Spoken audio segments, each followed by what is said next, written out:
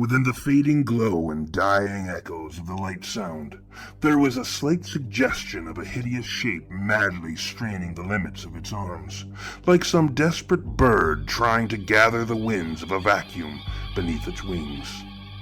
Finding the solid world unconducive to whatever life-sustaining systems it possessed, the creature slowly died, disappearing into a drifting azure mist of freezing light. My art has always been intended as a gift, an attempt at liberation, reunion, and completion.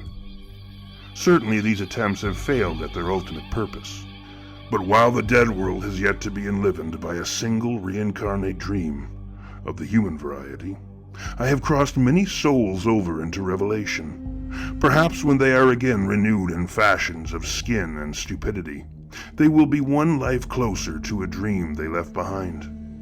However, at that moment, standing before the body of my family's defiler, I chose a new, if only temporary, purpose for my art.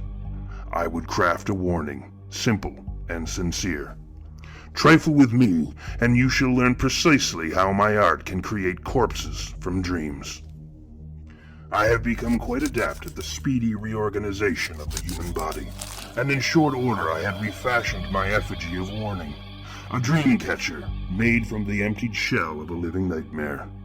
My wonderful work was held together by a damp geometry of broken bones, strung with the red webs of vein and artery, feathered with a dripping scalp of flowing hair, the webbing embellished with the polished teeth from the thing's mouth. Unfortunately, I could locate only 2 burned-out cavities where the thing's alien eyes should have been. Otherwise, the brilliant spheres would have made for excellent decoration. With my warning completed, I walked to the edge of the rooftop and tossed the creature's foolish hat into the dark. A thunderstorm began to gather above my head, sobbing a chilly rain upon my body. I lifted my hands into the air, washing the blood from them and wondering if the nightmare-informed atmosphere would be indulgent enough to let me climb the darkness and enter the belly of the storm. The growling and glowing clouds leisurely swept low, pulsing around the tops of the taller buildings. It gave the appearance of a shifting gray foliage that grew from the peaks of the soaring structure, forming a storming canopy above the city. The buildings themselves now took upon the role of gigantic tree trunks, the windows and balconies substituting for knotholes and coats of irregular bark. The twisting expanse of thunderstorm tumbled up to the ledge I stood upon, creating an ethereal bridge between me and the many high places caught within the web of churning gray clouds. It was a glorious sight, as the roof of the storm seemed to form a roiling landscape floating between the skyscrapers, tempting one to stroll across the island of lightning, cloud, and thunder. Merging from without the sounds of the storm came strange noises emanating from multiple locations across the city. New Victoria was slowly coming alive. I could hear the rustling of unearthly things congregating into unwholesome crowds. Smiling, I wondered if the warning I had constructed was a bad idea. Deep within the distant night, moving behind the grumbling clouds, I could see small shivering points of blue light. I knew well what they were. The wakeless had taken to the storming night skies to locate me.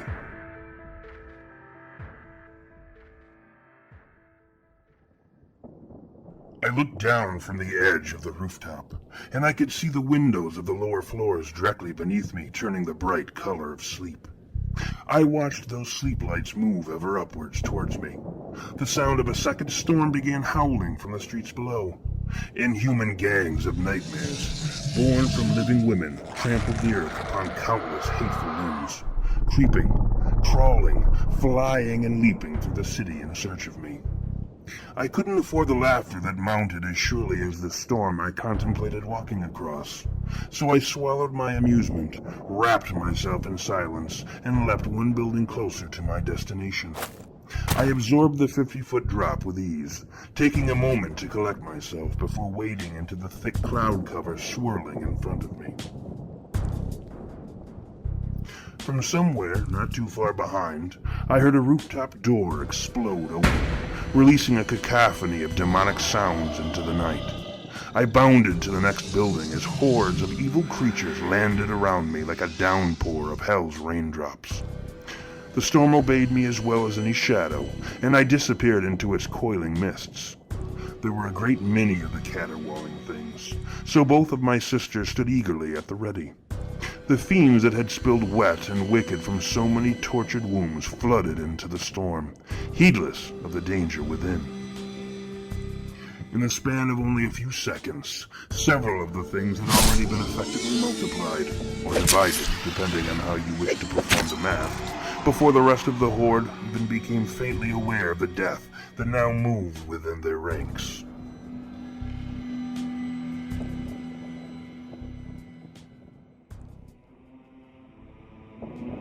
As I killed under cover of storm cloud, I could only make out the slightest details of my demonic adversaries. When the blinding lightning poured into the bloodied spaces between us, my eyes had to defer to my ears for guidance. As the crashing thunder robbed my ears of the world, I was guided exclusively by the silence that serenaded me. Beneath the thunder, between the night, from without all the shadows that danced and frolicked to the music of the storm. The vast numbers the creatures moved within gave them a collected confidence, but it was a confidence that diminished by the second. The devils were certainly powerful enough, yet they were new to the world of stable things and could not fathom the strategies of a solid opponent, much less one immune to the poison of fear.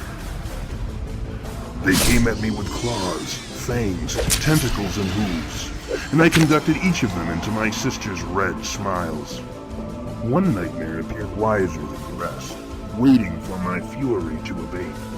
When the last of the creatures had been slaughtered or driven off, I had returned my sisters to their sleep. It struck. The creature secured itself to my back with flashing talons, organic hooks with searing chitinous barbs. The thing tried to tear apart my body with a passion rivaled only by my sister's bottomless depravity. As I struggled to rid myself of the creature, it hissed sulphurous words into my ear. What wonderful teeth and claws your kind's dreams have given me. Am I not a splendid thing as I rend the skin from your bones? I swear to cherish your screams, for as long as I care to remember them. The creature was an undeniably exceptional member of its kind, deserving of my compliments. You are indeed splendid, creature, but I'm afraid I have no screams for you today. Perhaps my sister's laughter will suffice. Already in my hand, she shined a jagged smile that plunged into the creature's cavernous mouth. I could feel my enemy's teeth scrape my knuckles as my sister dragged my hand behind her, down what seemed an endless, convulsing hole. I drew close to the monster's ear and whispered, "Is she not splendid as well, creature? Tell me, will you scream for her?" The thing had apparently lost its taste for conversation, which was perfectly understandable, given that its tongue had been severed from its mouth. It suddenly seized my arm with incredible strength, tearing my hand from a sucking wound that had become its face. I felt my other sister slide into my free hand. She smiled at me with such sweetness that the spattered blood in my mouth tasted like sugar. She ripped across the demonic limb that threatened to snap my arm, and the creature produced a honeyed cry from its bleeding trench of a mouth. My sister's searing praise boiled the blood that dripped from their grinning steel mouths. We knew you would find your singing voice. What a true delight it is. However, we can't say that we'll treasure it for very long, as memory has an awful way of dimming our enjoyment of those screams to come. Everything before you was always fresh and beautiful when the world behind you is dead. The thing reeled backwards, wheezing and bleeding from my sister's joint assault. My father called out to me as I raised him up. My great benefactor roared, "And your last scream will belong to me!" My father fell with such power that the very air around him warped and crackled. Unbelievably, the inhuman thing absorbed the blow, refusing to fall. Never had I witnessed a creature capable of weathering such direct exposure to my father's power. Regardless, the creature had been sorely wounded by my dread progenitor, its inhuman hands busy trying to stem the flow of strange fluids that sprayed from its ruined body. The thing from Nightmare backpedaled until it found a wall and turned its furnace eyes upon me, silently promising a death beyond comprehension. Yet my father's rage had grown beyond steel and bone, sending blast waves of purest hatred rolling through me. He surged towards the glaring monster with a fury that nearly burned through the flesh of my hands. I should have been impressed by the speed and monstrous strength demonstrated by the creature when it leapt sideways onto a distant rooftop. But my attention had been stolen away by the unearthly collision between the wall and my father. Where once there was concrete, steel, and monster, there was now only debris and a dreadful echo. The blow would have surely ended the creature and chased its dusky spirit into whatever spheres are reserved for dead nightmares. My raging father suddenly went quiet and fell into a fitful sleep, yet my sister's bloody giggling remained. Their shock troops momentarily diffused into the night. The generals of the Nightmare Army began to close upon me. I could sense the cold fires of their blue eyes burning brighter and colder. I wasted no time leaping across the remaining spaces between myself and the dwellings of the man I had come to consult. Strangely, the floating creatures withdrew into the farthest darkness until their blue eyes died away like stars at dawn's approach. Perhaps the threshold I had crossed was beyond their power. Whatever the reason for the retreat, I had reached my destination. I sat down for a moment to regain my strength, drifting into gentle memories of standing in the rain with my mother.